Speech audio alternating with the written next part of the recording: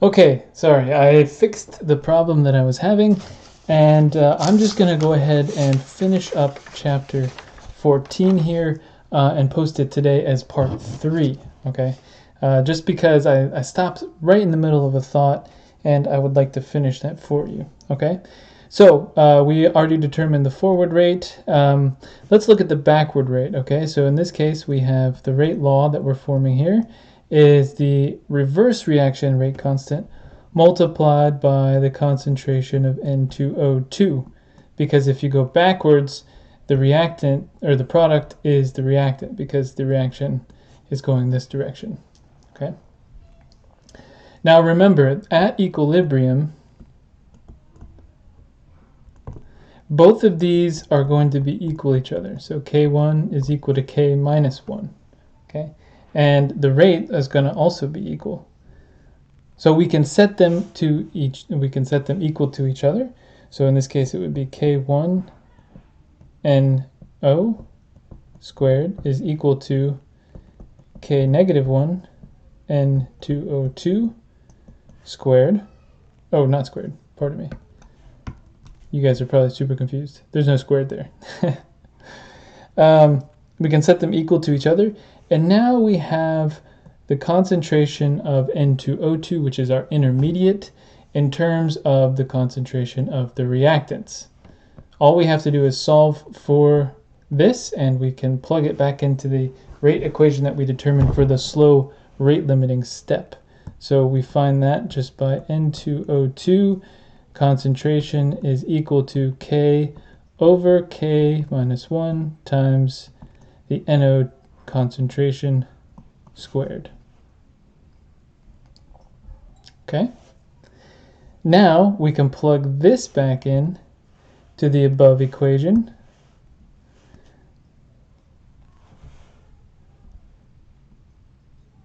Where we had the intermediary. Okay? So let's plug it back in there. Our rate is equal to K2 times H2 times N2O2. So let's rewrite that down here. Rate equal to K2 times H2 times N2O2. We want to replace this intermediary with what we just determined from here. And if we plug it back in, we find that the rate for the overall reaction will now be K2 times K1 over K minus 1 times H2 times NO squared. Okay. Now all of these constants here are combined into one, or can be combined into one. They're all one constant, really, because they're all constant. So we can rewrite this as rate is equal to K times H2 times the concentration of NO squared. Now,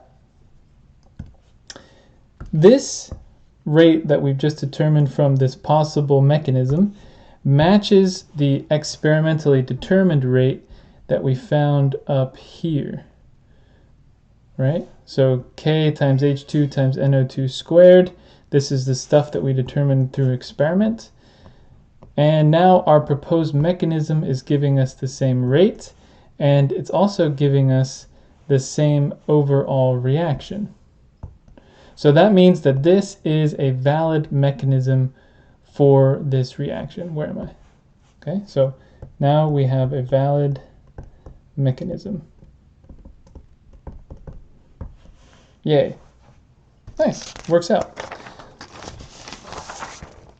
Okay, so in the cases where the intermediate step that's in the middle, or excuse me, the elementary step that's in the middle that has an intermediary as part of it, as part of the reaction, when you form the rate law from that slow step and it contains the intermediary as a concentration, you just have to substitute in known concentrations of the reactant using the method that I just outlined, and you can express the rate law for the overall reaction in that way.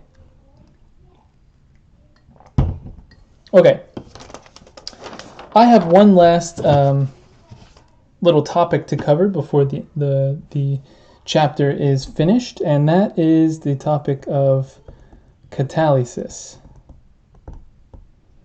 Okay. Catalysis is a process by which the reaction rate is increased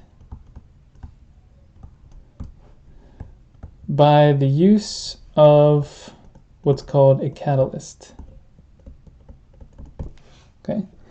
A catalyst is a substance,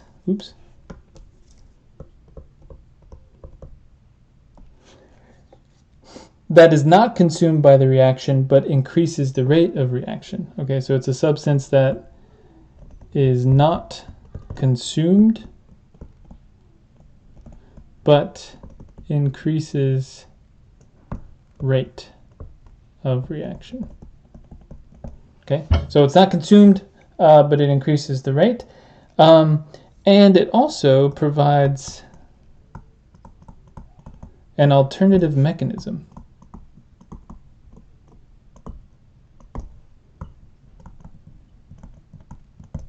Than just the pure reaction that lowers the overall activation energy barrier. Okay?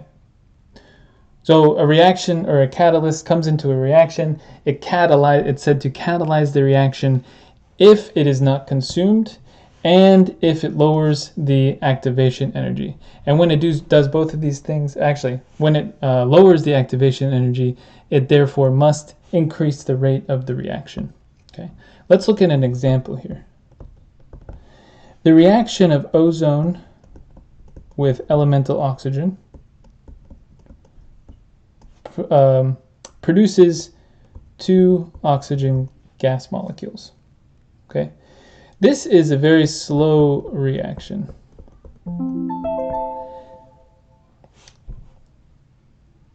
Because EA is quite large. Okay, and as a matter of fact, this is good because this protects the ozone layer. And the ozone layer protects the Earth from harmful radiation from the sun. So we don't really want this reaction to go forward, okay? Because if it does, that means that it kind of gets rid of the ozone layer, which is bad for us as humans living on the Earth. Okay, but there is a process known as catalytic destruction of the ozone layer. Okay, and it goes by this mechanism.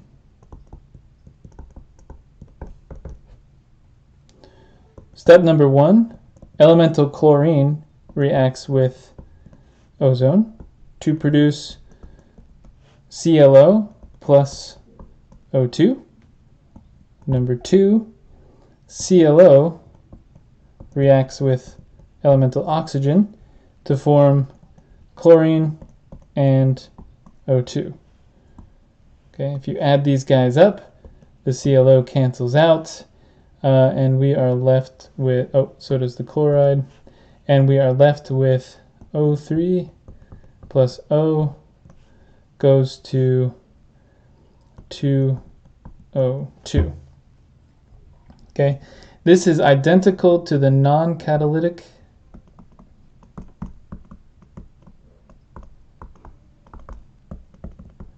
reaction. Okay, this is identical to the non-catalytic reaction, and what's actually happening here is, if we look in energy space and reaction progress, what this is doing is the catalyzed pathway is taking it from the reactants, or if you just look at the bare process, let's look at that first. Okay, so we have reactants, and this is products.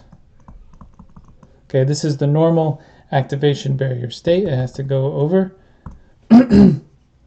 What a catalysis does, or what a catalytic process does, is it takes that process and it changes it into, at least in this case, 2 small humps, these 2 reactions here, and it lowers the overall EA to a much lower value. So it makes it much more possible. Okay, so this pathway on the inside is the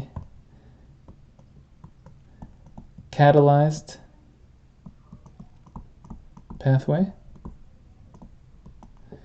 Okay. And this is, at the top of the hump, is said to be a transition state.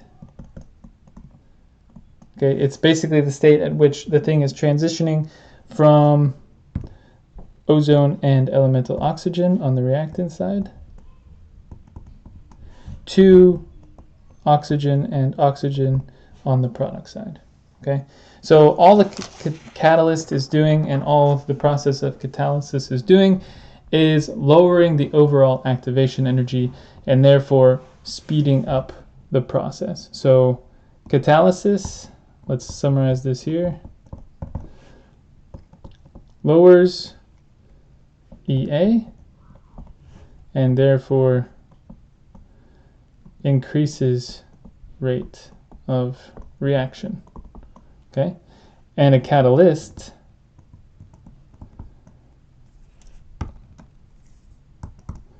drives a catalysis and it is not consumed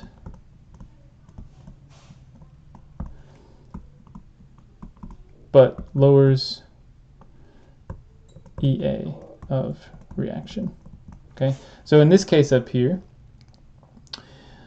give me a guess as to what you think is the catalyst in this mechanism. I'll give you a second, pause the video and think about it and then come up with an answer. Okay, you back? Now, what do you think is the catalyst for this mechanism? Now, it has to be something that's not consumed by the reaction, and it also has to be something that's not produced by the reaction. Now, you might consider ClO as a catalyst, but this is actually an intermediate, remember. Okay, this is an intermediate. Now, the only other thing in the reaction that is not actually changed by the reaction is the chloride. The chloride, in this case, elemental chlorine, is the catalyst. And you might say, wait a minute, the chlorine changes when it goes from Cl to ClO, and then when it goes from ClO back to chlorine, it's actually changing. Isn't this a problem? Aren't catalysts supposed to not change? And the answer is the catalyst is not supposed to change in the overall reaction. In the overall reaction, if we were to write out the chlorine in this bottom part here, we would have chlorine plus O3 plus O plus chlorine. Okay?